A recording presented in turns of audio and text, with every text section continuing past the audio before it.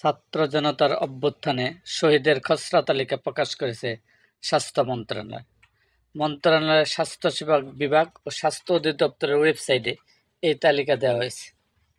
আজ মঙ্গলবার সন্ধ্যায় স্বাস্থ্য অধিদপ্তরের ওয়েবসাইটে 708 শহীদের তালিকা দেখা যায়।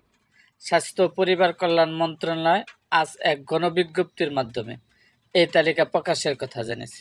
এতে বলা হয়, শহীদের নামের খসড়া তালিকা মন্ত্রণালয়ের স্বাস্থ্য সেবা বিভাগের ওয়েবসাইট www.gov.bd এবং স্বাস্থ্য অধিদপ্তরের ওয়েবসাইট www.dgss.gov.bd পাওয়া যাবে। তালিকা সংশোধন বা সংযোজন করার জন্য আগামী 6 অক্টোবর পর্যন্ত সর্বসাধারণের জন্য উন্মুক্ত থাকবে। তালিকায় প্রকাশিত নাম, ঠিকানা ও অন্যান্য প্রাসঙ্গিক তথ্য যাচাই, সংশোধন ও পূর্ণাঙ্গ করতে শহীদ পরিবারের সদস্য, ওয়ারিশ বা প্রতিনিধিকে অনুরোধ জানানো হয়েছে মন্ত্রণালয়ের পক্ষ থেকে। প্রকাশিত তালিকার বিষয়ে কারো কোনো মতামত, পরামর্শ এবং নতুন কোনো তথ্য সংযোজন করার থাকলে তা সেবা গ্রহণ করা সংশ্লিষ্ট হাসপাতাল অথবা কাছের সরকারি হাসপাতালে জানানোর জন্য অনুরোধ করেছে মন্ত্রণালয়। মন্ত্রণালয় বলেছে, তথ্য সংশোধনের জন্য কিছু পদক্ষেপ নিতে হবে।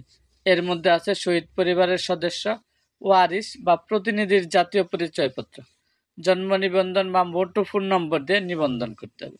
রেজিস্ট্রেশনের পর শহীদ ব্যক্তির তথ্য ডাউনলোড ও প্রিন্ট নিতে হবে। প্রিন্ট করা কাগজের যে ঘরগুলো তথ্য যাচাই নেই সেগুলো পূরণ করতে হবে।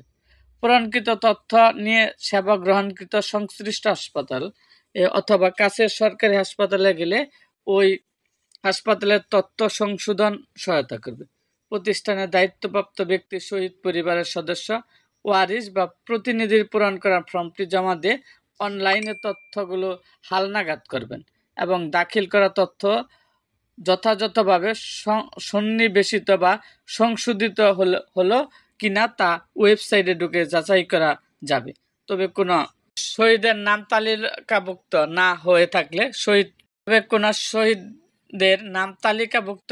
হয়ে থাকলে শহীদ পরিবারের সদস্য, ওয়ারিশ বা প্রতিনিধি উপযুক্ত প্রমাণসহ সংশ্লিষ্ট জেলা প্রশাসক বা সিভিল সার্জন বা উপজেলা নির্বাহী কর্মকর্তা বা উপজেলা স্বাস্থ্য পরিবার পরিকল্পনা কর্মকর্তাদের সঙ্গে যোগাযোগ করা অনুরোধ জানিয়েছে মন্ত্রণালয়। এরকম আরও ভিডিও পেতে এবং রাজনৈতিক অঙ্গনে নানা ঘটনা ও ইতিহাস জানতে আমাদের মুক্তাগাছার ইতিহাস মিডিয়া ইউটিউব চ্যানেলটিকে সাবস্ক্রাইব করুন এবং পাশে থাকা বেল আইকনটি বাজিয়ে দিন।